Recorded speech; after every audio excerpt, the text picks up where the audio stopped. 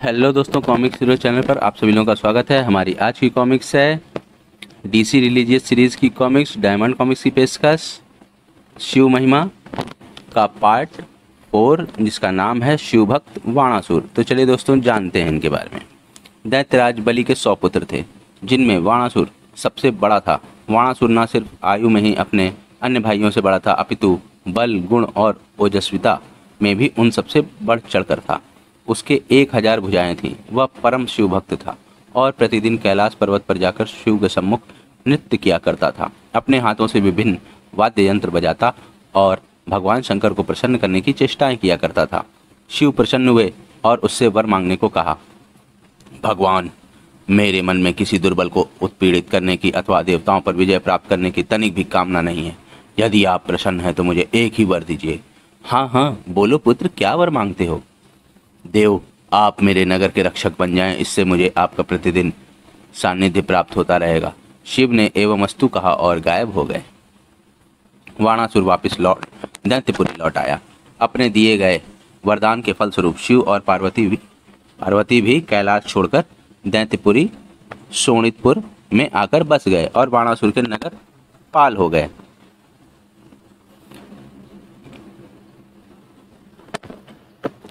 वाण की एक पुत्री थी जिसका नाम उषा था। वह मां पार्वती से संगीत की शिक्षा प्राप्त करने लगी।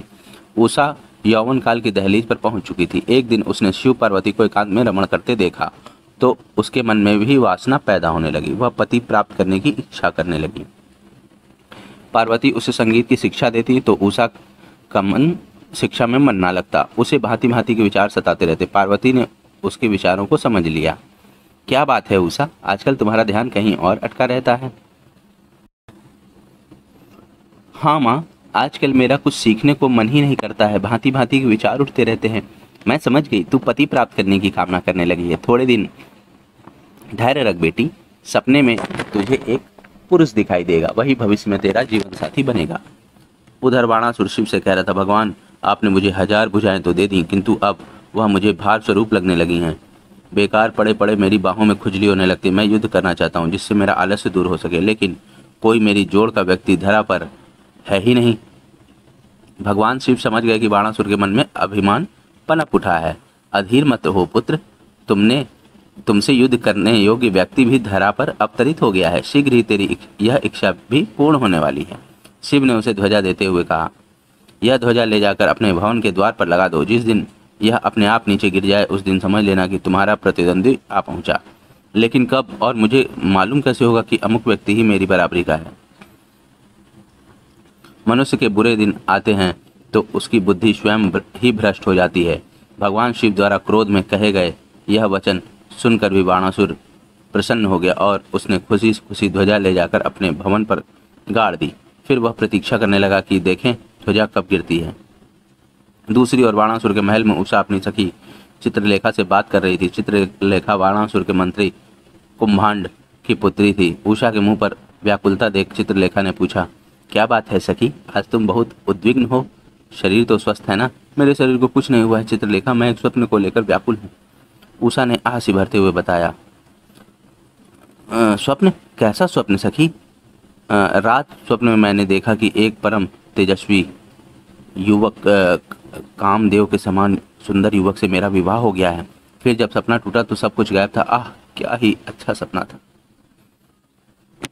ओहो, तो हमारी परम प्रिय सखी एक स्वप्न की वजह से व्याकुल हैं। लेकिन स्वप्न तो स्वप्न ही होते हैं राजकुमारी, वास्तविकता से उनका जरा सा भी वास्ता नहीं होता। कुछ भी हो सकी, मैं तो तन मन से उस युवक को अपना पति मान चुकी हूँ। माँ भगवती ने भी मुझसे यही कहा था कि जो पुरुष तेरे स्वप्न में दिखाई देगा वही तेरा पति बनेगा। तू मेरा एक काम कर दे।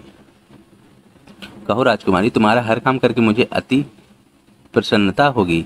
तुम काम तो बताओ। तू तो चित्रकार है, अपनी कल्पना से कुछ ऐसे युवकों के चित्र बना जैसे मैंने तुझसे उस स्वप्न पुरुष के बारे में बताया है। फिर मैं उसे पहचान लूंगी। चित्रलेखा ने अपनी कल्पना के आधार पर चित्र बनाने आरंभ कर दिए और उन्हें उषा को दिखाने लगी। अंत में एक चित्र को देखकर उषा खुशी से चिल्ला उठी, यही है, बिल्कुल यही है सखी, यही युवक रात मेरे सपने में आया था। चित्रलेखा चित्र को गौर से देखने लगी। मायावी दैत्य की पुत्री होने के कारण चित्रलेखा स्वयं भी बहुत मायाविनी थी। उसने तुरंत अनिरुद्ध को पहचान लिया। यह तो अनिरुद्ध का रेखा चित्र है स्वामी सखी। अनिरुद्ध प्रद्युम्न का पुत्र है और श्री कृष्ण का पौत्र है। ये लोग द्वारिका में रहते हैं। कुछ करो सखी, कैसे भी हो मुझे इस युवक से मिला दो। तुम तो स्वयं अच्छी मायाविनी हो। द्वारिका जाकर इस युवक को उठा लाओ। चित्रलेखा माया से द्वारिका पहुंची और सोते हुए अनिरुद्ध को बिस्तर समेत उठा लाई।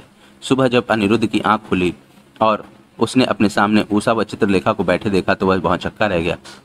मैं कहाँ हूँ और यह कौन सी जगह है? तुम कौन हो? तुम इस समय शोणितपुर में राजकुमारी उषा के अतिथि हो यादव कुलनंदन।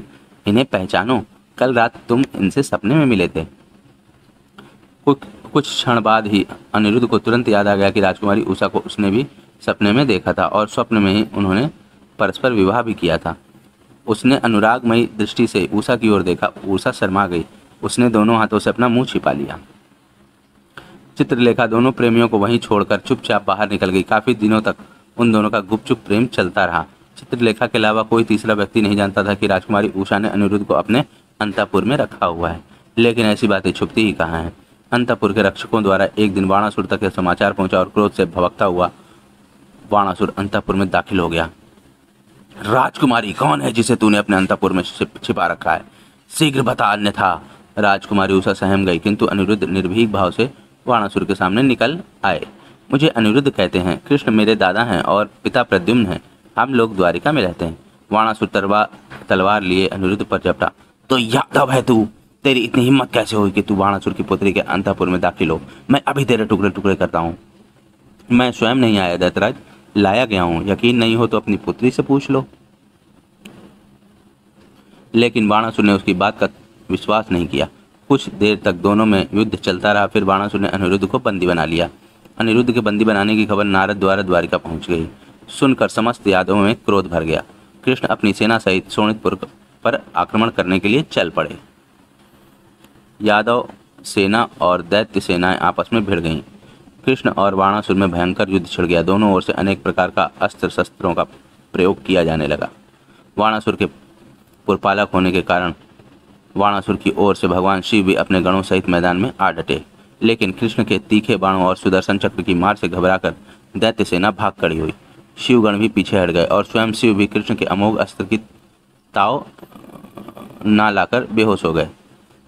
श्री कृष्ण ने अपने जृंभणास्त्र नामक अस्त्र से उन्हें रथ में बेहोश कर दिया।